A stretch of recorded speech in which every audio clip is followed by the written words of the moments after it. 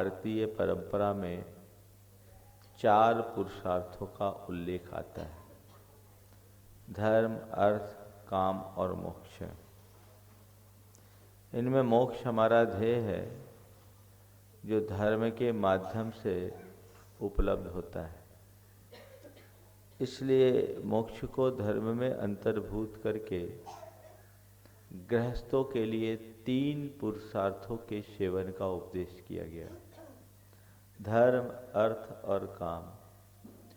इन्हीं 3 पुरुषार्थों को त्रिवर्ग की संज्ञा दी गई। त्रिवर्ग जो अपवर्ग की सिद्धि का कारण है। अपवर्ग का मतलब मोक्ष है। और ऐसा कहा गया कि त्रिवर्ग संसाधन मंत्रेण पशुरिवायुर निफलम निरस्य तत्रापि धर्मम प्रवरम वदन्ति न तम बिना भव तोर्थ कामो। धर्म, अर्थ और काम, इन 3 पुरुषार्थों के मध्य सम्यक संतुलन बनाए बिना मनुष्य का जीवन पशुओं की भांति निरर्थक है। और इन 3 पुरुषार्थों में भी सबसे अधिक महत्व धर्म का है, क्योंकि जीवन में धर्म जुड़ने से अर्थ पुरुषार्थ की संज्ञा को प्राप्त करता है और काम को भी काम पुरुषार्थ कहा जाता है। धर्म, अर्थ और काम ये 3 हैं और तीनों को पुरुषार्थ की संज्ञा। प्राय हम जब कभी भी सुनते हैं तो पुरुषार्थ का मतलब यही सोचते हैं जो हमारे लिए कल्याणकारी हो। और उस अर्थ में अर्थ और काम को तो सदैव निंद्य दृष्टि से देखा जाता है। उसे संसार को बढ़ाने का हेतु माना जाता है और एक जंजाल की तरह उन्हें गिना जाता है। लेकिन फिर भी हमारे मनीषियों की कितनी गहरी सोच रही और कितना विशिष्ट चिंतन रहा कि उन्होंने अर्थ को भी पुरुषार्थ की संज्ञा दी और काम को भी पुरुषार्थ कह रहे हैं। पुरुषार्थ शब्द का अर्थ होता है पुरुष यानी आत्मा, और आत्मा के लिए अर्थ यानी जो प्रयोजनीय है या कल्याणकारी है वो पुरुषार्थ। अर्थ के माध्यम से भी कल्याण और काम के आश्रय से भी कल्याण, ये बात बहुत कम सुनने में आती है और समझ में भी बहुत कम आती है। लेकिन संत कहते हैं यदि तुम्हारे जीवन में धर्म जुड़ा रहेगा तो अर्थ परमार्थ की सिद्धि में सहायक बनेगा और काम तुम्हें राम से जोड़ देगा। धर्म के जुड़ने से अर्थ से परमार्थ की सिद्धि होती है और काम राम तक पहुंचाने में निमित्त बनता है। और धर्म के अभाव में अर्थ अनर्थ का हेतु बनता है और काम जीवन को तमाम कर देता है। धर्म का नियंत्रण जरूरी है। मनुष्य के जीवन के मूलतः 4 मौलिक साधन हैं: शरीर, मन, बुद्धि और आत्मा। शरीर, मन, बुद्धि और आत्मा। शरीर अर्थ से संतुष्ट होता है, मन काम से तृप्त होता है, बुद्धि धन से निर्मल होती है और आत्मा मोक्ष से शुद्ध होता है। ये चारों पुरुषार्थ। और यदि मनुष्य की बुद्धि नियंत्रित है तो सब कुछ नियंत्रित हो जाता है। अर्थ और काम के ऊपर धर्म की लगाम होनी चाहिए, धर्म का नियंत्रण होना चाहिए। संत कहते हैं आप गृहस्थ हो, अर्थोपार्जन आपके जीवन की एक आवश्यकता। भैया बैठ जाए, पीछे वाले को दिक्कत होती। हाँ, अर्थ और काम ये गृहस्थ को आवश्यक है। आपके जीवन की गाड़ी बिना पैसे के नहीं चल सकती। पैसा कमाना है। संत कहते कोई दिक्कत नहीं, अर्थ का उपार्जन करो पर अनर्थ से बचकर। अर्थ के पीछे अनर्थ मत करो। गृहस्थी की गाड़ी बिना पैसे के नहीं चलती, लेकिन संतों का कहना है ठीक है पैसा कमाओ, पर इस बात को ध्यान में रखो, पैसा मेरे जीवन का साध्य नहीं है, साधन है। अर्थ का उपार्जन करना है, लेकिन अनर्थ से बचते हुए करना है। धर्म का नियंत्रण होगा तो नियमतः अर्थ के उपार्जन में अनर्थ से बच सकोगे। काम गृहस्थ की कमजोरी है, अपने मन के ऊपर नियंत्रण न रख पाने के कारण अथवा अपने वंश और संतति की अभिवृद्धि के लिए गृहस्थ को काम के आश्रय लेने की छूट दी गई। लेकिन ये कहा गया कि इस बात को सदैव ख्याल में रखना कि कामना से काम को कभी तृप्त नहीं किया जा सकता। जैसे आग से आग को बुझाना असंभव है, वैसी कामनाओं की पूर्ति के प्रयत्नों से काम को शांत नहीं किया जा सकता। काम को शांत करने का एक ही रास्ता है, वह है नियंत्रण। नियंत्रण के बल पर, संयम के बल पर धीरे धीरे काम को नियंत्रित करते हुए काम से राम की ओर जाया जा सकता है, काम से निष्काम बना जा सकता है। और ये दोनों चीजें तब घटित होगी जब हमारे जीवन में धर्म होगा। तत्रापि धर्मम प्रवरम वदन्ति न तम बिना भवतोर्थ कामो। इन तीनों पुरुषार्थों में सबसे ज्यादा महत्ता और महिमा धर्म की है। धर्म के बिना अर्थ और काम पुरुषार्थ की संज्ञा को प्राप्त नहीं होते, और जिसके जीवन में धर्म होगा उसका अर्थार्जन अर्थ पुरुषार्थ और काम काम पुरुषार्थ स्वतः प्राप्त हो जाएगा। समझिए, अर्थ और काम पे के धर्म से जुड़ने का मतलब क्या है, और धर्म से जुड़ जाने के बाद अर्थ और काम की स्थिति क्या है। पैसा मनुष्य के पास है, लेकिन कहते हैं अर्थ अनर्थ का मूल है। कब? जब पैसा केवल पैसे की तरह हो तब। पैसे के प्रति मनुष्य के मन में जब आसक्ति बढ़ती है तो व्यक्ति धनांध बन जाता है, और धनांध मनुष्य को कुछ नहीं सूझता। उसके जीवन का केवल एक ही मकसद होता है, पैसा पैसा और पैसा। संत कहते ये जीवन की एक बहुत बड़ी भूल है। पैसा तुम्हारे जीवन की एक जरूरत है, पर सब कुछ नहीं। जिस मनुष्य के जीवन में धर्म जुड़ा होता वो पैसे को साधन के रूप में स्वीकार करता है। ठीक है, मेरे जीवन के निर्वाह का एक साधन है, वो पैसा कमाएगा, पर पैसे में आसक्त नहीं होगा। और जो व्यक्ति पैसे के प्रति आसक्ति नहीं रखता वो गलत तरीके से पैसे का उपार्जन भी नहीं करता। धर्म के नियंत्रण का मतलब यही है कि सही तरीके से पैसा कमाओ, और जो पैसा कमाया है उससे ज्यादा आसक्त मत हो, चिपको मत। आप सब पैसा कमाते हो। मैं आपसे पूछना चाहता हूं, अर्थ का उपार्जन कर रहे हो या अर्थ पुरुषार्थ? विचार करो, अपने भीतर झांक कर देखो। 3 दिन पहले मैंने आप सबसे कहा था कि सम्यक आजीविका क्या है, पैसा कैसे कमाना।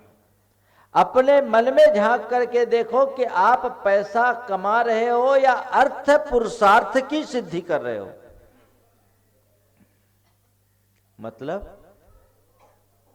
यदि आप केवल पैसे को प्रमुखता दे रहे हो तो पैसा कमा रहे हो, और पैसे के साथ यदि धर्म से जुड़े हो तो अर्थ पुरुषार्थ की सिद्धि कर रहे हो।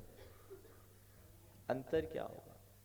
जिस मनुष्य के जीवन में धर्म जुड़ा होता है वो पैसे के लिए कभी गलत कार्य नहीं करता। गलत रास्ते से पैसा कमाने के लिए वो कभी तैयार नहीं होता। अनैतिकता और हिंसा के बल पर कभी पैसा कमाने को राजी नहीं होता। यदि आपके अंदर इतनी जागरूकता और तत्परता है तो समझना आपके हृदय में धर्म प्रतिष्ठित है। पाप से कौन रोकता है इंसान को? धर्म ही तो रोकता है। एक आदमी के पास कोई बड़ा प्रलोभन भरा ऑफर आए और वो ठीक ना हो, यदि वो धर्मात्मा होगा तो उसे ठुकरा देगा और पैसे के पीछे पागल होगा, स्वीकार लेगा। आज अनेक प्रकार के लोग कुकर्म करते हैं। अब तो हमने सुना है कि हेरा फेरी का तो कोई हिसाब ही नहीं है, अकाउंट का अकाउंट हैक कर लेते हैं। ये एक तरीका है, शॉर्टकट है पैसा कमाने का। पैसा कमाया जा सकता। और एक बात बताऊं, पुण्य से पैसा नहीं, पाप से ही पैसा कमाते हैं। पाप से ही पैसा कमाते हैं, पुण्य से पैसा नहीं कमाते हैं। दिमाग में एक बात को अच्छे से जचा लेना, कोई भी व्यक्ति पुण्य से पैसा नहीं कमा सकता। महाराज बात हजम नहीं हो रही। हमने तो अभी तक यही सुना है कि पुण्य से पैसा आता है, और आप उल्टी बात कह रहे हैं कि पुण्य से पैसा नहीं कमाया जाता। गले नहीं उतर रही, उतर जाएगी, अभी उतरेगी। समझो बात को। अगर आप इस अवधारणा में जीते हैं कि पुण्य से पैसा कमाया जाता है, तो हमको ये व्याप्ति बनानी पड़ेगी कि जिसके पास जितना पैसा उसका उतना पुण्य, और जो जितना धनहीन उसका उतना ही पुण्य छीन। मानोगे? पैसे वाला पुण्यात्मा और जिसके पास पैसा नहीं है उतना ही पुण्यहीन। तो सबसे ज्यादा पुण्यहीन हम। क्या हुआ? हाँ, पैसा पुण्य का सिंबल है। पैसा तो मेरे पास है ही नहीं, क्या हो गया? सुनो, हाँ, हम तो पैसा छुड़वाते हैं, खान कहाँ है? सुनो बात को, समझो। पुण्य पैसा नहीं देता, पुण्य केवल अनुकूल संयोग देता है। पुण्य ने अनुकूल संयोग दिया, जैसे अच्छे बिजनेस की लाइन मिलना, अच्छा फैमिली बैकग्राउंड मिलना, अच्छा फाइनेंशियल पोजीशन आना, ये सब पुण्य के परिणाम स्वरूप है। सही लाइन लिंक सब बन गई आपकी, अब आप बिजनेस कर रहे हो तो पुण्य ने अनुकूल संयोग दिया। अच्छे लोकेशन में दुकान, अच्छा सब कुछ मिल गया आपको, ये पुण्य ने दिया। अच्छी बुद्धि, अच्छी नीति निपुणता, ये सब पुण्य ने दिया। सही डिसीजन लेने की क्षमता, ये आपको पुण्य ने दिया। लेकिन इस पुण्य के उदय में जब पाप करोगे ना, तभी पैसा कमाओगे। दुकान में क्या करते हो? पुण्य करते हो कि पाप? हाँ, बोलो। पाप करके ही पैसा कमाया जाता है, और जो जितना अधिक पाप करता है उतना पैसा कमाता है। समझ गए? जितना अधिक पाप करता है वो उतना अधिक पैसा कमाता है। पाप का मतलब दो है। एक पाप वो है जो अनैतिकता की श्रेणी में आता है, और एक पाप वो है जो हिंसा की श्रेणी में आता है। सावध सटकाए जीव की विराधना जिसमें हो वो पाप, जिसको आप पाप नहीं गिनते हैं। पर बिना सटकाए जीव की हिंसा के पैसा कमाया ही नहीं जा सकता। तो मैंने अभी एक बात कही कि जो जितना ज्यादा पाप करता उतना पैसा कमाता, और पाप करने से शॉर्टकट होता है पैसा कमाने का। एक वेश्या जितना इजीली पैसा कमा लेती है, उतना एक शीलवान मनुष्य नहीं कमा सकता। ठीक है? तो पैसा आप कमा रहे हो पाप के निमित्त से। जिस मनुष्य के जीवन में धर्म है, वो पैसा कमाते समय अपने पाप पर नियंत्रण रखता है। पाप कम से कम हो, ये जागरूकता कौन देता है? ये जागरूकता कहां से आती है? धर्म से। तुम्हारे हृदय में यदि धर्म प्रतिष्ठित होगा तो तुम्हारे सामने चाहे कैसा भी ऑफर हो, स्वीकार नहीं करोगे, ये अनर्थ तो मैं नहीं कर सकता। पाप पर एक अंकुश लगाएगा कौन? धर्म। धर्म सब प्रकार की अनर्थों की जड़ है। धन सब प्रकार के अनर्थों का जड़ मूल है, पर उस पर धर्म का नियंत्रण हो जाए सब ठीक हो जाएगा। इसलिए धन की विपुलता पर धर्म का नियंत्रण चाहिए। अगर तुम्हारे जीवन में धर्म है तो निश्चित ये मान करके चलना, गृहस्थ के जीवन में धन और धन दोनों होता है। धन के लिए वो कमाए, लेकिन धर्म से जुड़कर जब धन कराएगा तो कभी अनैतिक रास्ते से पैसा नहीं कमाएगा। नैतिकता पूर्वक पैसा कमाना, अपना ईमान बेच करके पैसा नहीं कमाना। पहले दिन जो मैंने आप लोगों से कहा था कि पैसे कमाते समय किन खास बातों का ध्यान रखना, उनको ध्यान रखें। यदि आपके अंदर नीति है, ईमान है, हिंसा से भय है, बड़े पाप करके आप पैसा नहीं कमाते, या पैसा कमाने के पीछे अपने जीवन का स्तर गिराने को तैयार नहीं है, तो आप ये मानना आप अर्थ का उपार्जन नहीं, अर्थ पुरुषार्थ की सिद्धि कर रहे हैं। नंबर 1, धन पर धर्म का नियंत्रण, यानी अनैतिकता से बचना। फिर जिस मनुष्य के हृदय में धार्मिक चेतना का आविर्भाव हो जाता है, उस व्यक्ति के जीवन में धन के प्रति आसक्ति नहीं रहती। अगर तुम्हारे अंदर धर्म है तो धन के प्रति आसक्ति नहीं हो सकती। धनासक्त व्यक्ति कभी धर्मात्मा नहीं हो सकता। धनासक्त होने का मतलब पैसे कोई सब कुछ मानने वाला, चमड़ी जाए पर दमड़ी न जाए, आए आए आए आए, बस जितना हो सके आए, ऐसे व्यक्ति धनांध हो जाते हैं। धनांध होना और धनाढ्य होना, इन दोनों में अंतर है। धनांध वो है जिसके लिए पैसा ही सब कुछ है, पैसे के अलावा कुछ नहीं सूझता, उसके पीछे अपने रिश्ते नाते की भी बलि चढ़ाने को तैयार है। एक व्यक्ति को मैं जानता हूं, बहुत पैसा वाला है, उसकी बहन को कुछ रुपयों की जरूरत पड़ी, उसने दिया। परिस्थितियां ऐसी बनी कि बहन रुपया वापस करने में सक्षम नहीं थी। उस व्यक्ति की सामर्थ्य के आगे वो रुपया बहुत ज्यादा मूल्यवान नहीं था, लेकिन उस व्यक्ति ने जो बात कही वो बहुत ध्यान देने योग्य है। उसने कहा, मैं बिजनेसमैन हूं और मेरे लिए पैसा ही सब कुछ है, मैं पैसे के आगे रिश्ते नाते धर्म कर्म किसी को स्वीकार नहीं करता, मुझे पैसा कैसे भी चाहिए। विचार करने की बात है, क्या यह धनांधता का उदाहरण नहीं है? व्यक्ति व्यापार में नफा नुकसान झेल लेता, और एक व्यक्ति है देख रहा है कि उसको एक्चुअल में नुकसान हुआ है और मेरे पास अपार धन है, उसमें से थोड़ा चला भी जाए तो मुझे कोई फर्क नहीं पड़ने वाला, उसे छोड़ा भी जा सकता है। अगले ने ब्याज तक नहीं छोड़ा, अपने बहन का घर बिकवा करके पैसा ले लिया। यह धनांधता नहीं तो क्या है? ऐसा होता है। अगर तुम्हारी ऐसी परिणति है तो तुम केवल पैसे के कीड़े हो, अभी तुम्हारे जीवन में धर्म नहीं, तुम्हारे हृदय में अर्थ पुरुषार्थ नहीं। ये सीमा रेखा तय करना। धनांध मत बनो। धनाढ्य वो है जो उदार है, और धनांध वो है जिसके लिए पैसा ही सब कुछ है। ध्यान रखना, धनांध संपन्न बनना बहुत सहज है, उदार बनना बहुत कठिन।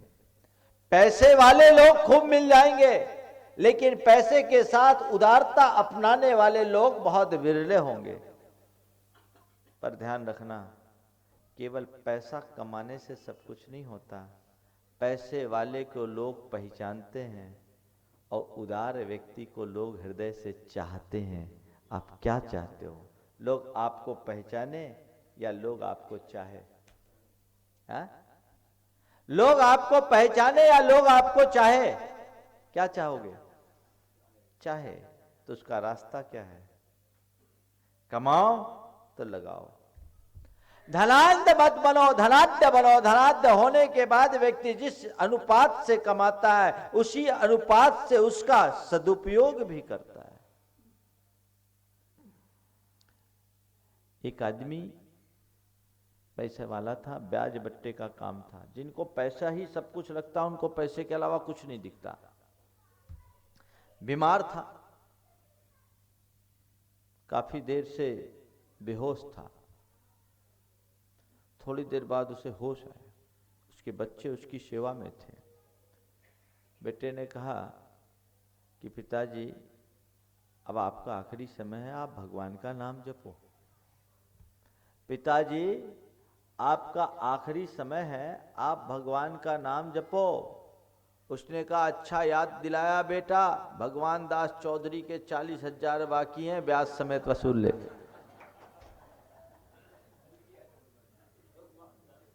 भगवान दास पंडित के 40,000 बाकी है, ब्याज समेत वसूल लेना। बेटे ने सोचा शायद भगवान से नहीं समझा होगा। तो ठीक है, वो तो हम कर लेंगे, आप राम राम चौधरी, राम राम जपो। उनने कहा ठीक कहा, राम प्रसाद चौधरी ने भी पिछले 6 महीने से कोई ब्याज नहीं लौटाया है। ये हाल है, कब्र में पांव लटके हैं, लेकिन अभी भी भगवान दास पंडित याद आ रहा है, राम प्रसाद चौधरी याद आ रहा है, लेकिन भगवान का नाम स्मरण में नहीं आ रहा है। धन को द्रव्य कहा गया है। द्रव्य, द्रव्य का मतलब, कौन थे भाई साहब? किनकी मोबाइल बजी? जिनकी बजी एक बार खड़े हो जाओ। ये सबका ध्यान भंग होता है, इसलिए मैंने कहा। तो मैं आप सबसे कह रहा था कि धन को द्रव्य कहा गया है। द्रव्य जो वहे, द्रव, द्रवनशील। पानी को देखा आपने? पानी कहाँ बहता है? नीचे की ओर बहता है। नीचे की ओर बहता है, और पानी जितना नीचे की ओर जाता है उसका स्वरूप उतना विराट होता है। संत कहते, यदि तुम्हारे हृदय में धर्म प्रतिष्ठापित है, तुमने धन का उपार्जन किया, तो उस धन को केवल संग्रहित मत रखो, उसे वहां लगाओ जहां की उसकी आवश्यकता है। जैसे नदी पर बांध बनाया जाता है ना, तो बांध बनाते हैं, किस लिए बनाते हैं?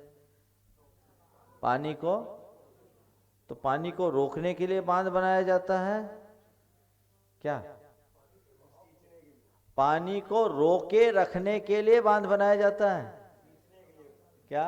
रोक करके उसको सही डायरेक्शन में ले जाने के लिए बांध बनाया जाता है। बनाया जाता है रोकने के लिए ही नहीं, रोक करके उसको डाइवर्ट करे, सही तरीके से उसका उपयोग करे। तो बस जब भी बांध बनाया जाता है उसमें गेट भी बना करके छोड़े जाते हैं, और गेट कब खोला जाता है? पानी का फ्लो आता है। जिस अनुपात से नदी में पानी का फ्लो आता है उसी अनुपात से पानी छोड़ा भी जाता है। टारगेट फिक्स रहता है, कितना क्यूसेक पानी आ रहा है, हमें कितना रखना है और कितना छोड़ना है। समझ गए? पैसा कमाना, धन का संग्रह करना, यानी एक प्रकार का बांध बनाना। लेकिन भैया आता तो जा रहा है और निकासी नहीं हो तो क्या होगा? ऊपर पानी खूब गिर रहा है और गेट नहीं खोला जा रहा है, तो मामला क्या होगा? क्या होगा? हाँ, बांध टूटेगा, और एक बार बांध टूटेगा तो क्या होगा? प्रलय मच जाएगा।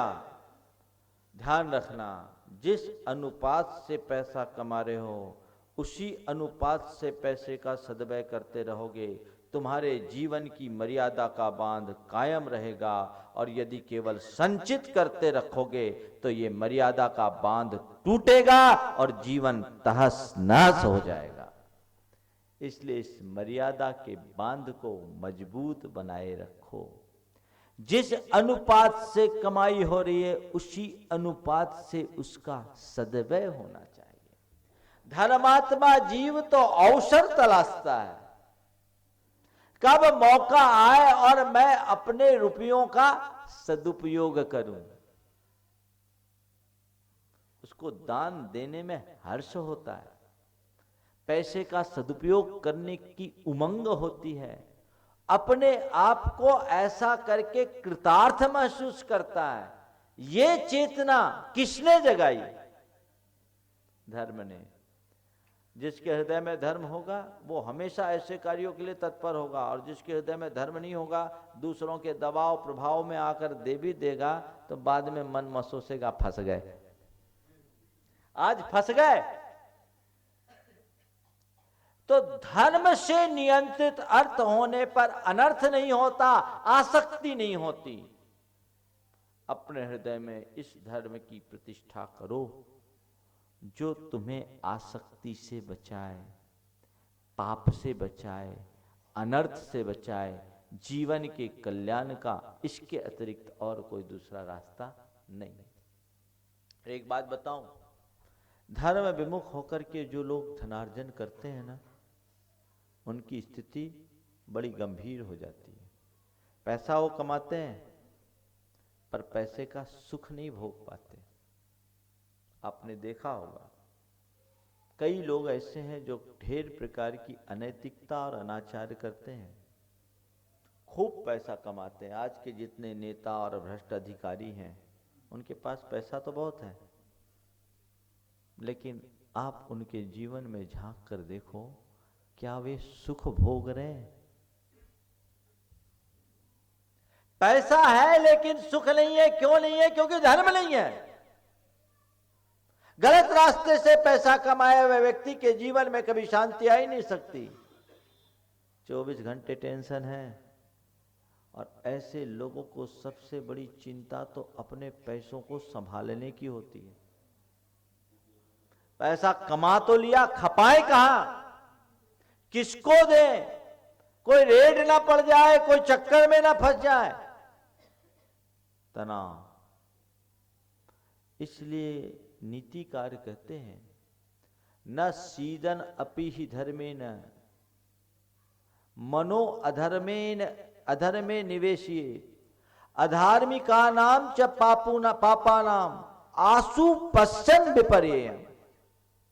कि एक धर्मात्मा व्यक्ति को कष्ट में फंसा देखकर और अधर्मियों को फलता फूलता देख करके भी अपने चित्त को अधर्म में मत लगाओ, क्योंकि पाप में संताप तो होता ही होता है।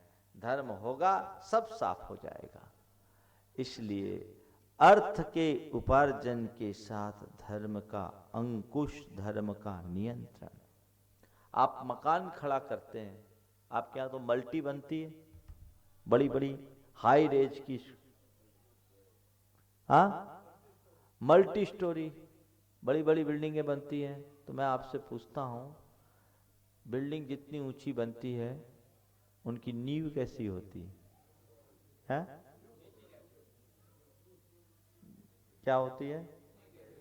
उसी अनुपात से, जिस अनुपात से हाइट पे जाना है उसी अनुपात से उसकी नींव बनाई जाती है। आपके यहाँ तो पाइलिंग का सिस्टम है।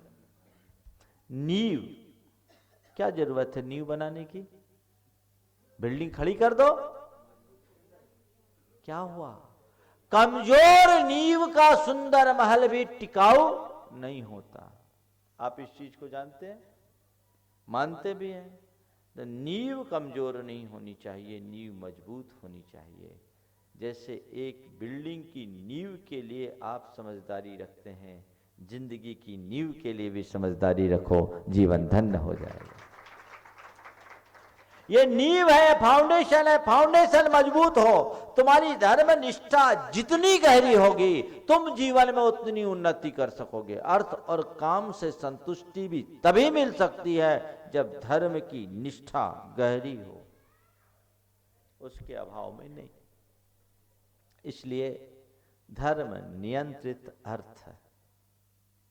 अब है धर्म नियंत्रित काम। काम गृहस्थ की एक जरूरत भी है और कमजोरी भी। काम के बिना मन संतुष्ट नहीं होता, और वंश की संतति को बढ़ाने के लिए काम का आश्रय लिया जाता है, लेकिन इसकी एक सीमा, इसकी सीमा कि काम हो लेकिन कामांध मत बनो। तुम गृहस्थ हो, विवाह के बंधन में बंधने के बाद स्वदार संतोष व्रत का पालन करो। अपनी पत्नी या पति के अतिरिक्त संसार के हर स्त्री और पुरुष के साथ तुम्हारे संबंध पवित्र होने चाहिए। ये नियंत्रण कौन देता है? धर्म देता है। जो मनुष्य स्वधर्म में बंधा रहता है वो कभी पाप नहीं करता, अनैतिक संबंध नहीं करता, इधर उधर ताक झांक करने की प्रवृत्ति नहीं रखता, और जिसके अंतरंग में धर्म नहीं, उसकी स्थिति तो पशुओं से भी गई बीती होती है, और कभी कभी फंसता है तो बुरी तरह फंस जाता है।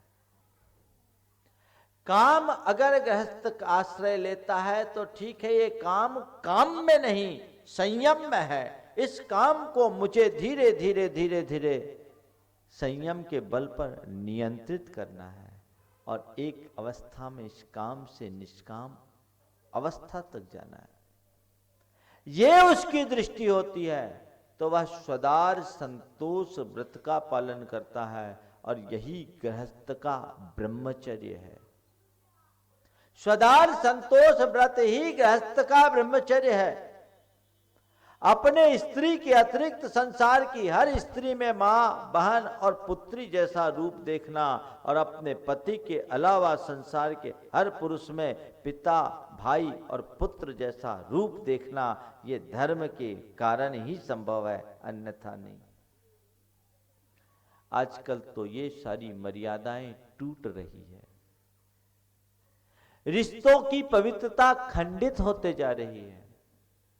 लोग पूजा पाठ धार्मिक क्रियाएं कर लेने के उपरांत भी अपने अंदर जैसा संयम होना चाहिए और अपने संबंधों में जो पवित्रता रखनी चाहिए वो नहीं रख पा रहे हैं। स्थिति तो इतनी भयानक हो रही है कि भाई और बहन के संबंधों की पवित्रता भी अब संदिग्ध होने लगी।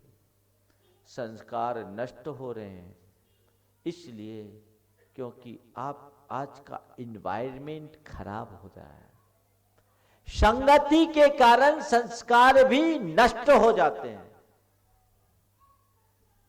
24 घंटे आपकी संगति किसके साथ है? टीवी है, मोबाइल है, यूट्यूब है, इंटरनेट है, फेसबुक है, सोशल नेटवर्किंग के जो साधन है वो क्या परस रहे हैं, क्या परोस रहे हैं? केवल कुसंस्कार, नीचे गिराने वाली बातें। मन को कैसे थामोगे? धर्म निष्ठा यदि प्रगाढ़ होगी तभी तुम अपने मन को संभाल सकते हो, इसके अलावा और कोई दूसरा रास्ता नहीं है। तो ये धर्म पुरुषार्थ अगर है तो नहीं, काम पर मुझे नियंत्रण रखना है। मैंने वैवाहिक जीवन को स्वीकार किया है तो मेरा समस्त काम संबंध केवल एक तक सीमित रहना चाहिए, एक पर केंद्रित होना चाहिए। यही मेरा धर्म है, इसके अतिरिक्त सब अधर्म। ये दृढ़ता जब मनुष्य संकल्प से बंधता है तब आता। अपने आप को ऐसे दृढ़ संकल्पों से बांध ले तब हो, नहीं तो अच्छे अच्छे लोग भी आजकल उलझ जाते हैं। कुछ सामाजिक वर्जनाएं हैं, उन्हें हमें ध्यान में रख करके चलना चाहिए। इसलिए 3 पुरुषार्थ की सिद्धि करने के लिए कहा गया। गृहस्थों को विवाह करने की छूट दी गई,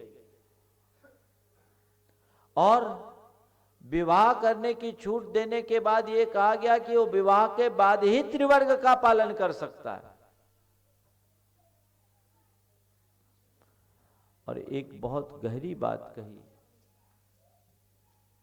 कि ये त्रिवर्ग भार्या मूल त्रिवर्गस्य, ऐसा शब्द कहा कि गृहस्थ जब विवाह के बंधन में बंधता है तो पत्नी नहीं मिली, पत्नी उसके साथ जो पत्नी जुड़ी है वो त्रिवर्ग की मूल है।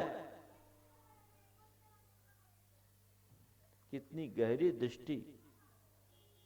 आप देखते हैं भारत में स्त्री को क्या बोला जाता है, पत्नी को क्या बोलते हैं? धर्म पत्नी, सहधर्मिणी। ये धर्म पत्नी और सहधर्मिणी का मतलब क्या है, कभी विचार किया? एक ऐसी स्त्री जिसके संपर्क में आने के बाद व्यक्ति अपने शील धर्म का निर्बाध रूप से पालन कर सके, जो उसकी धर्म मर्यादा के पालन में सहायक हो। धम्म सहाय्या भी बोला है। ये त्रिवर्ग है। आगे बताएंगे कि तदर्ह गृहिणी, कल की चर्चा आएगी कि कैसी गृहिणी से बंधे जिससे वो धर्म अर्थ और काम तीनों का ठीक रीति से पालन करे। हमारे यहाँ एक विवाह की परंपरा विकसित हुई। क्यों? केवल इसलिए कि विवाह के बंधन में बंधने के बाद मनुष्य धर्म मर्यादा पूर्वक अपने जीवन को बढ़ा सके, जीवन जी सके। यहां जितने लोग बैठे हैं अधिकतर लोगों का विवाह हो चुका है, अविवाहित तो बहुत कम है। हो गया? आपको पता है आपने विवाह किया तो क्यों किया? विवाह का उद्देश्य क्या था? बोलो। क्यों जेके? आज तो एनिवर्सरी भी है। क्यों किया? विवाह का उद्देश्य क्या? पता ही नहीं। महाराज जिंदगी का उद्देश्य पता नहीं, आप तो विवाह की बात कर रहे हैं। हम तो जिए जा रहे। बोले क्या हुआ, पढ़ लिख के बड़े हो गए, जवान हो गए, माँ बाप ने शादी कर दिया, एक अच्छी लड़की पसंद आ गई तो हमने कर लिया।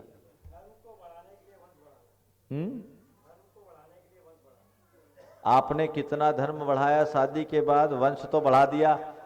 उद्देश्य तो आपने बताया, चलो मैं सहमत, पर कितना धर्म बढ़ाया? वंश तो बढ़ा रहे हो, धर्म? सुनो ध्यान से।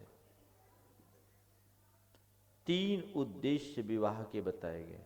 मैंने सारे पुराणों का आलोढ़न किया, उसके बाद जिस निष्कर्ष पर पहुंचा, 3 उद्देश्य हैं। नंबर 1 धर्म संपत्ति,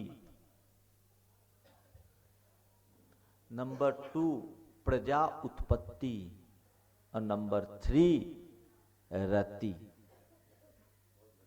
धर्म संपत्ति, प्रजा उत्पत्ति और रति। सबसे पहले नंबर पर किसको रखा? धर्म की संप्राप्ति। विवाह के बंधन में बंधने के बाद मुझे विशेष रूप से धर्म का पालन करना है, क्योंकि यह त्रिवर्ग का आधार है और अपने त्रिवर्ग के साधन के लिए ही विवाह किया है। प्राय इसको लोग गौण कर देते हैं, विवाह के मूलभूत उद्देश्य को ही भूल जाते हैं। और क्यों नहीं भूलेंगे? आजकल आपके यहां जो विवाह होता है ना, विवाह की मांगलिक क्रिया के जो संस्कार जिस समय किए जाते हैं, सबसे ज्यादा फुहड़पना, हंसी मजाक उसी घड़ी होती है। असाधना होते हैं विनायक यंत्र की उपस्थिति में। इसका पाप किसके सिर पे जाएगा? उसको कोई वैल्यू ही नहीं देते हैं। पंडित का मजाक उड़ाना शुरू कर देते लोग, जबकि ये मूलभूत मांगलिक क्रिया है। जैनियों को सोचना चाहिए। हम लोग पेटरवार में थे, पहले से वो छोटी सी जगह धर्मशाला, पहले से किसी की बुक थी। हम लोगों का अचानक पहुंचना हुआ। एक शादी थी, ऊपर हम रुके, नीचे उनकी शादी थी। हम लोग देख के आश्चर्य हो गए, सोचे थे कि आज तो डिस्टर्ब होगा, कोई डिस्टर्बेंस नहीं। और रात में जिस समय फेरे के संस्कार हो रहे थे, वे अजैन थे और सारे लोग इस रीति से बैठे थे जैसे आप कोई पूजा और विधान में बैठते हैं। कितनी विशुद्धि। मैंने लोगों से कहा कि देखो ये है संस्कार, जैनियों को सीखना चाहिए। कैसे आएगा? धर्म की संप्राप्ति के लिए विवाह किया है। अब मुझे धर्म को पालना है, पहले अपने शील धर्म को और साथ में श्रावक धर्म को। बिना विवाह के बंधन में बंधे गृहस्थ धर्म, अर्थ और काम, इन तीनों पुरुषार्थों में संतुलन बना ही नहीं सकता। हमारे यहाँ विवाह के बंधन में बंध करके नैतिक और मर्यादित जीवन जीने की इजाजत तो दी गई, लेकिन बिना विवाह के पशुओं की तरह स्वेच्छाचारी जीवन जीने की कोई अनुमति नहीं है। मैं तो कहता हूं आजकल ये जो कंसेप्ट डेवलप हो रहा है वो बड़ा गड़बड़ हो रहा है, लिव इन रिलेशनशिप वगैरह का। इनसे बचना चाहिए। हमारी सारी सामाजिक व्यवस्थाएं और मर्यादाएं चरमरा रही है और लोग इसकी तरफ आकृष्ट हो रहे हैं। अच्छे अच्छे लोग इनकी वकालत कर रहे हैं। ये घोर निंदनीय कार्य है, इनकी कभी अनुमोदना नहीं होनी चाहिए। इनसे बचना चाहिए, अपने आप को बचाना चाहिए। धर्म संपत्ति विवाह का पहला उद्देश्य। तो विवाह के बल पर अपने शील धर्म का और अन्य धर्मों का पालन कर सकते हैं, करिए। दूसरे नंबर पर वंश की अभिवृद्धि, प्रजा उत्पत्ति, संतान की उत्पत्ति, और रति को तीसरे नंबर पर रखा। ठीक है, ये रति भी विरति के लिए है। इससे मुझे ऊपर उठना है, आगे बढ़कर के चलना है।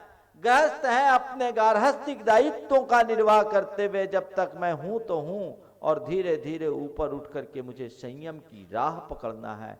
ऐसा लक्ष्य जो बना करके चलता है वो अपने मनुष्य जीवन को कृतार्थ कर पाता है, बाकी तो सब नष्ट भ्रष्ट हो जाते हैं। तो विवाह के बंधन में बंधने की बात बहुत गंभीरता से समझने की है, और इस तरीके से जो समझ करके चलते हैं वे अपने जीवन को अच्छे से आगे बढ़ा पाते हैं। नहीं तो सबके जीवन में गड़बड़ियां और अनर्थ आजकल होते ही आ रहे हैं, होते ही रहेंगे। सत संकल्प से बंधे, धर्म नियंत्रित अर्थ और धर्म नियंत्रित काम। जो व्यक्ति धर्म से जुड़ा होता है वो कभी कामांध नहीं होता। सुदर्शन सेठ की जीवन का प्रसंग आपने सुना होगा। सुदर्शन सेठ अत्यंत रूपवान सृष्टि था। पाटलिपुत्र का निवासी नगर सेठ, वहां की रानी उसके रूप पर आसक्त हो गई।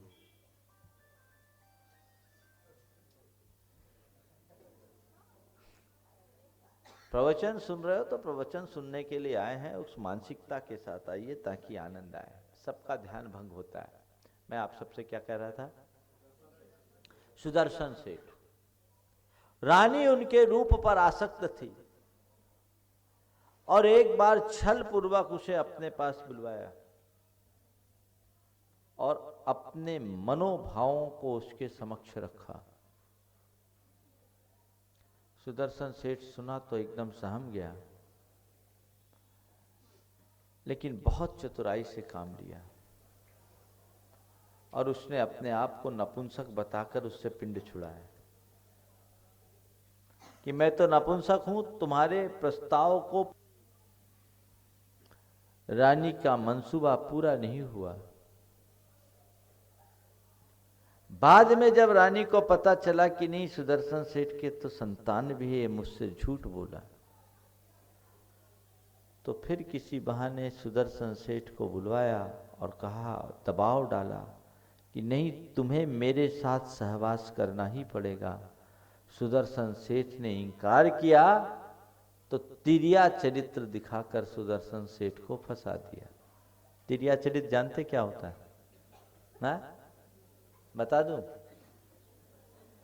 एक व्यक्ति गांव के रास्ते में जा रहा था, प्यास लगी, एक महिला कुएं में पानी भर रही थी, कुएं से पानी भर रही थी। उसने कहा कि माता जी मुझे पानी पिला दो। उस महिला ने उसे देखा और कहा कि तुम बड़े भोले मालूम पड़ते हो, पानी तो मैं पिला दूंगी, पर ये बताओ तिरिया चरित जानते हो? बोले तिरिया चरित क्या होता, मैं नहीं जानता। बोले अच्छा बहुत भोले, ठहरो पहले मैं तिरिया चरित बताती हूँ फिर तुम्हें बताऊं। उसने पानी खींचा और पूरी बाल्टी का पानी अपने ऊपर उड़ेल लिया और बचाओ बचाओ बचाओ बचाओ चिल्लाना शुरू कर दी। बचाओ बचाओ चिल्लाए।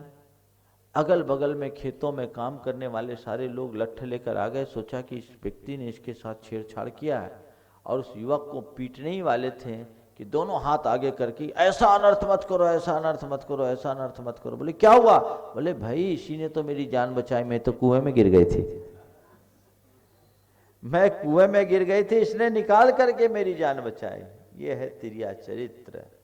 झूठा आरोप सुदर्शन सेठ पर लगा दिया। सुदर्शन सेठ ने कोई प्रतिकार नहीं किया, उसे सूली पर चढ़ाने का आदेश दिया गया, लेकिन सूली भी उसके लिए सिंहासन बन गई।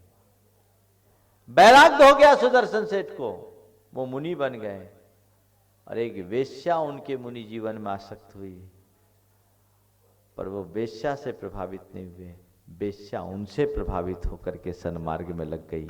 ये है शील व्रत का पालन। व्यक्ति यदि धर्म को ठीक ढंग से हृदय में स्थापित कर ले तो कभी गड़बड़ाता नहीं।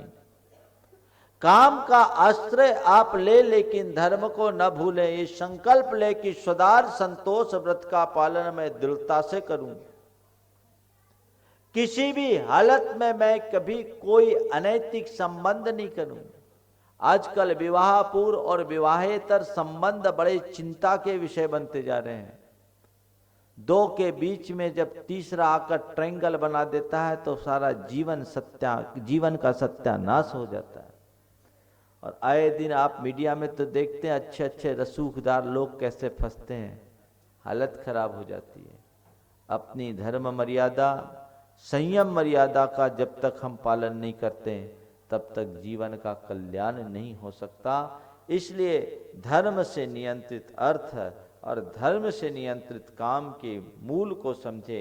धन कमाएं लेकिन पाप पूर्वक नहीं, और धनासक्त न बने, धनाढ़ बने, धनांध नहीं, और काम का आश्रय लें पर कामांधता से बचते रहें। ऐसा कोई कार्य न करें जो नैतिक मर्यादाओं के विरुद्ध होती हो, हमारे धर्म और समाज की परंपरा के विरुद्ध होती हो, तब हमारे जीवन का कल्याण होगा। आज आप सबका समय हो गया है। आने वाले दिनों में पंच कल्याणक प्रतिष्ठा महोत्सव की बात कल आप सबके बीच की गई थी कि ये पंच कल्याणक प्रतिष्ठा महोत्सव कोई साधारण उत्सव नहीं है। भगवान की प्रतिष्ठा करना ये अपने आप में बहुत दुर्लभ क्षण होते हैं। नित्य भगवान की पूजा अर्चा करना और बात, पर भगवान की प्रतिष्ठा करने के लिए, पूजा करने के लिए भगवान की प्रतिष्ठा करना और प्रतिष्ठा के लिए भगवान की पूजा करना अपने आप में बहुत दुर्लभ है। बंधुओं, भगवान के पंच कल्याणक को तीन लोक में मंगलकारी कार्य कहा गया। त्रिलोक में मंगलकारी और बिरले भाग्यशाली जीव होते हैं जो भगवान के पंच कल्याणकों में शामिल होते हैं। मनुष्यों में तो बहुत कम ऐसे मनुष्य होते हैं जो भगवान के पांचों कल्याणक के साक्षी होते हैं। देवता ही भगवान के पांचों कल्याणक के साक्षी होते हैं। क्यों? कि भगवान के पांचों कल्याणक में साक्षी वही हो सकता है जो भगवान के गर्भ में आने के पहले 8 वर्ष का हो गया हो, कम से कम भगवान से 8 साल बड़ा हो और भगवान के मोक्ष जाने के बाद जाए, नंबर 1। और नंबर 2, ये भी तभी संभव है जब भगवान के पांचों कल्याणक एक ही जगह हो। केवल वासुपूज्य भगवान के पांचों कल्याणक एक जगह हुए, बाकी तो भगवान को कोई कल्याणक कहाँ, कोई कल्याणक कहाँ, कोई कल्याणक कहाँ। और एक जगह होने पर भी सामने वाला उस समय उपस्थित हो। कोई फिक्स डेट तो होती नहीं कि इस डेट में भगवान का ये कल्याणक होगा, इस डेट में ये होगा, महादुर्लभ। लेकिन आचार्यों की ये परम कृपा कि ऐसी विधि विकसित कर दी कि उन भगवान के पांचों कल्याणक को एक साथ मनाने का हमको 5 दिन में अवसर दे दिया। अपने आंखों से हम पांचों कल्याणकों की पूरी सजीव झांकी देखेंगे, और न केवल देख सकेंगे अपितु उसमें सहभागी होने का सौभाग्य भी प्राप्त कर सकेंगे। ये अवसर है। आने वाले दिनों में 16 तारीख से काकुलगाछी के लोगों को तो ये विशेष सौभाग्य मिला कि सौधर्मेंद्र आपके इस काकुलगाछी से होने जा रहे हैं। अभी उनके नाम की घोषणा होगी, यहाँ वो श्रीफल चढ़ाएंगे। लेकिन मैं तो इतना ही कहता हूँ, सौधर्मेंद्र अकेले नहीं होता, इंद्र परिवार के साथ भगवान की पूजा आराधना में शामिल होता है। तो काकुलगाछी के हर घर से अगर इस आयोजन में सहभागिता हो तो इससे अच्छी बात और क्या होगी। कोशिश करनी चाहिए, भावना भानी चाहिए कि हर कोई इस महान अनुष्ठान में अपनी सहभागिता सुनिश्चित करे और पुण्योपार्जन के इस अपूर्व अवसर का पूर्ण लाभ उठाए, भरपूर लाभ उठाए। जब भी अच्छे संयोग मिले, अवसर और अनुकूलता को देखकर इनका लाभ उठाने में कसर नहीं छोड़ना चाहिए। संसार के गोरख धंधे तो हमेशा चलते ही रहते हैं, लेकिन उन गोरख धंधों के बीच भगवान के नामस्मरण के लिए, भगवान की पूजा आराधना के लिए यदि हम कुछ समय निकालते हैं तो हमारे लिए बहुत कल्याणकारी होता है। तो ऐसा हमारे जीवन में आए, हम सब कुछ अपने जीवन में प्राप्त कर सकते हैं, ग्रहण कर सकते हैं। तो इस पंच कल्याणक के लिए पूरे कोलकाता के समाज का उत्साह प्रकट हो रहा है। अपने उत्साह को और प्रगटाना चाहिए। पूजा विधान का अवसर तो प्रायः मिल जाता है, लेकिन पंच कल्याणक का प्रसंग तो तभी बनता है जब कोई मंदिर बनता हो। अब एक लंबे अंतराल के बाद मंदिर का निर्माण यहाँ हुआ। काकुलगाछी की प्रतिष्ठा के बाद डबसन की प्रतिष्ठा हुई, और डबसन के बाद अब जोखा की प्रतिष्ठा है। आने वाले 5-7 सालों तक तो अभी और कोई नए मंदिर की शुरुआत दिखाई नहीं पड़ती कि वहाँ मंदिर बने और उसकी प्रतिष्ठा हो। इसलिए मौका है, इस मौके का भरपूर फायदा उठाना चाहिए। ये जोखा में भगवान की प्रतिष्ठा हो रही है, पर जोखा में मंदिर भगवान का है, मूर्ति भगवान की है, प्रतिष्ठा भगवान की है। ये वहम भ्रम नहीं रखना कि ये तो केसी जैन का है। ऐसे भी ये बात समाज के बीच में स्पष्ट हो गई कि केसी जैन ने इसे पूरी तरह से सार्वजनिक ट्रस्ट के रूप में घोषित कर दिया है और सबको खुला ऑफर दे रखा है कि जो भी इस ट्रस्ट से जुड़ना चाहे जुड़ सकते हैं। अनेक लोग जुड़ गए हैं, उनने अपना काम कर दिया। अब ये आपकी जवाबदारी है कि आप भी अपनी सहभागिता देखकर ऐसे मांगलिक कार्यों में अपना योगदान दें और आगे बढ़ें। इसी भाव के साथ आज बच्चों ने बहुत सुंदर प्रस्तुति दी। बच्चों में ऐसी प्रस्तुति देने से बच्चों के माध्यम से लोगों में अच्छे संस्कार जगते हैं, प्रेरणा मिलती है, और लोग इनसे अगर कुछ शिक्षा ग्रहण करें तो अपने जीवन का कल्याण कर सकते हैं। आने वाले रविवार को जो विनोद जी, किरण जी की तरफ से विधान का आप सबको निवेदन किया गया है, अच्छे मौके जब भी मिले चूकना नहीं चाहिए। उनके विधान की इच्छा थी और ये बार बार कहते थे, महाराज जब आप काकुलगाछी रहें तब हमारी विधान करने की इच्छा है, क्योंकि एक लंबे समय तक हमारा काकुलगाछी में प्रवास रहा, मंदिर की प्रतिष्ठा में भी भूमिका रही, लेकिन उसके बाद आज तक कोई विधान का योग नहीं बना। ये ही एक भाव है कि हमें अवसर तलाशना चाहिए और जब भी अवसर मिले उसका पूरा उपयोग कर लेना चाहिए। उन्होंने इसी भाव का परिचय देते हुए कार्य किया। सब लोग ऐसे कार्यों से प्रेरणा ले और मांगलिक कार्यों और महोत्सवों में अपनी सहभागिता सुनिश्चित करके जीवन का पथ प्रशस्त करें। समय आप सबका हो गया है, आगे की कार्यवाही थोड़ी शीघ्रता से करके संपन्न करें। बोलिए परम पूज्य आचार्य गुरुवर